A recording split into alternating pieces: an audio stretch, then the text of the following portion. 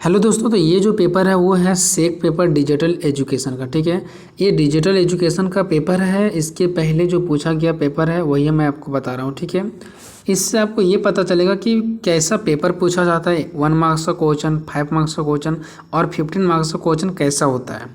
इसके पहले मैं आपको बता दूं कि इंपॉर्टेंट क्वेश्चन का वीडियो मैंने बना दिया। अगर आप नहीं देखें तो जाकर के देख लीजिए, डिस्क्रिप्शन में लिंक मैंने डाल दिया है, वहाँ से भी जाकर के आप देख सकते हैं। पहले आप इंपॉर्टेंट क्वेश्चन की वीडियो को देखिए, उसके बाद इस पेपर को देखिएगा, ताकि आपको पता चले कि इंपॉर्टेंट क्वेश्चन जो सिलेक्ट किया गया है, क्या वो जो क्वेश्चन पेपर में पूछा जा रहा है या नहीं पूछा जा रहा है, क्या पेपर से मिल रहा है या नहीं मिल रहा है। ठीक है, आपको कन्फर्म हो जाएंगे आप। और पेपर देखने से आपको क्या होगा, एग्ज़ाम सेंटर में बहुत ज़्यादा हेल्प मिलेगा, क्योंकि आपको एक पैटर्न पता चल जाता है कि किस प्रकार का क्वेश्चन पूछा जाता है। ठीक है, तो ये देखिए, पेपर आपका 3 घंटा का 75 मार्क्स का। ठीक है, एक मार्क्स का 5 क्वेश्चन पूछा जाएगा आपको। एक मार्क्स का 5 क्वेश्चन, जिसका आंसर आप एक वर्ड में या तो फिर एक लाइन में दे सकते हैं। ठीक है, अब यहाँ पे देखिए दोस्तों, यहाँ पे क्या हो रहा है, answer all questions the following. सभी क्वेश्चन का आंसर देना है। यहाँ पे 5 क्वेश्चन आप सभी को दिख रहा होगा, एक लाइन में या तो फिर आप एक शब्द में इसका आंसर दे सकते हैं, क्योंकि एक मार्क्स का है। अब आप लोगों का क्वेश्चन होगा कि सर पेपर इंग्लिश में है, तो मैंने आप लोगों को इसके पहले जो एक मैंने वीडियो बनाया कि पेपर हिंदी में होगा या इंग्लिश में होगा, उसको अगर नहीं देखें तो जाकर के देख लीजिए। बहुत अच्छे तरीके से एक्सप्लेन किया है, हर एक चीज़ को बताएं। ठीक है, तो देखिए, पेपर आपका हिंदी में भी आ सकता है, इंग्लिश में भी आ सकता है, या तो फिर सिर्फ इंग्लिश में ही आ सकता है। दो ही कंडीशन है कि पेपर या तो हिंदी इंग्लिश दोनों में रहेंगे, या तो सिर्फ और सिर्फ इंग्लिश में ही रहेंगे। 50-50 दोनों % चांस है। तो हिंदी इंग्लिश में रहेंगे तो कोई दिक्कत नहीं है, लेकिन अगर पेपर इंग्लिश में दे दे, पेपर आपका इंग्लिश में रहे, जैसे यहाँ पे व्हाट इज डिजिटल एजुकेशन, हम तो जानते ही नहीं इसका मतलब क्या होता है।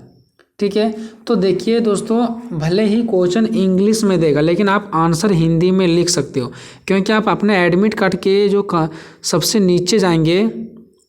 ठीक है, एडमिट कार्ड के सबसे नीचे तो वहाँ पे स्पष्ट लिखा गया कि लैंग्वेज पेपर को छोड़ के आप किसी भी पेपर का आंसर आप हिंदी में भी लिख सकते हैं या इंग्लिश में लिख सकते हैं। ये मायने नहीं रखता कि ये पेपर इंग्लिश में छपा हुआ है तो इसका आंसर भी इंग्लिश में ही लिखेंगे। जी नहीं, इंग्लिश में पेपर है, क्वेश्चन इंग्लिश में लिखा हुआ है, तो आप आंसर हिंदी में लिख सकते हैं। अब बात आता है कि हम इसका इंग्लिश समझेंगे तभी तो एग्ज़ाम हॉल में जो टीचर होते हैं वो आपको इसका हिंदी समझा देंगे, अगर आप पूछेंगे तो।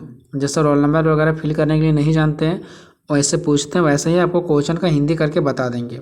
और जब हम क्वेश्चन का आंसर आपको करवाएंगे ना, तो उस टाइम भी हम क्वेश्चन के नीचे उसका इंग्लिश से लिख देंगे क्वेश्चन, ताकि आप इंग्लिश में पढ़ के जाओ और आपको ये पता चले जब वहाँ क्वेश्चन इंग्लिश में आए तो हाँ, इस इंग्लिश क्वेश्चन का हिंदी ये होगा, मैंने पढ़ा था, ऐसा आपको एहसास हो। ठीक है, इसलिए जब भी हम आंसर करवाएंगे तो आंसर हिंदी में ही करवाएंगे, लेकिन क्वेश्चन को इंग्लिश और हिंदी दोनों में लिखेंगे, ताकि आप पकड़ सकें एग्जाम सेंटर पे कि इंग्लिश का क्वेश्चन ये हिंदी क्या निकलेगा। ठीक है, तो देखते हैं किस प्रकार का प्रश्न पूछा गया है।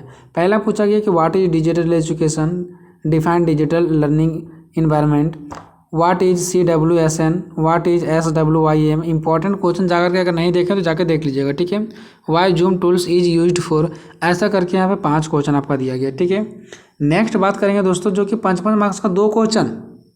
ठीक है, यहाँ पे कंपेयर करना है between offline and online education का। ठीक है, ऑफलाइन एंड ऑनलाइन एजुकेशन का सब इंपॉर्टेंट में भी बताइए, ये सब क्वेश्चन जाके देख सकते हैं। नेक्स्ट है कि different between e learning and digital learning, आपको e learning and digital learning में डिफरेंट बताना है। नेक्स्ट आपका दोस्तों ग्रुप बी। ठीक है, ग्रुप बी के अंतर्गत आपको क्या करना है कि नहीं, 4 प्रश्नों का ही उत्तर देना है। Answer any 4 question of the following. ठीक है, यहाँ पे क्या है कि what is the important of digital learning in a school. Next है आपका कि what are the advantage and disadvantage of digital learning. ठीक है, तो यहाँ पे तो देखिए ये सब इंग्लिश में दिया गया है, तो इसका भी आप हिंदी में आराम से समझ जाएंगे। बहुत ही आसान पेपर है ये। ठीक है, लेकिन फिर भी हम जब आंसर करवाएंगे तो इंग्लिश हिंदी दोनों में रहेगा क्वेश्चन, आपको वहाँ पे हम लिख देंगे। ठीक है, नेक्स्ट है कि how is digital learning going to change education. ठीक है, यहाँ पे बताइए कि how is digital learning going to change education. 7 number है कि is online education as effective as face to face explain. Next है आपका 8 नंबर, राइट नोट्स, आपको नोट्स लिखना है। ठीक है, किस पे नोट्स लिखना है? डिजिटल एजुकेशन इन भारत में, ठीक है, भारत में डिजिटल एजुकेशन पर नोट्स लिखना है आपको। नेक्स्ट है आपका 9 number, explain concept of E governments, ठीक है, and explain types of E governments, ठीक है, ई गवर्नमेंट्स के बारे में आपको बताना है एंड ई गवर्नमेंट्स का टाइप्स आपको बताना है, ठीक है। चलिए नेक्स्ट आपका क्वेश्चन है दोस्तों, राइट नोट्स, आपको नोट्स लिखना है। किस पे नोट्स लिखना है? तो माइक्रोसॉफ्ट टीम्स पे लिखना है आपको, गूगल क्लासरूम में लिखना है और इन आपको लिंक्डइन पे लिखना है, ठीक है। माइक्रोसॉफ्ट टीम पे लिखना है आपको, गूगल क्लासरूम पे लिखना है और लिंक्डइन पे आपको लिखना है, ठीक है।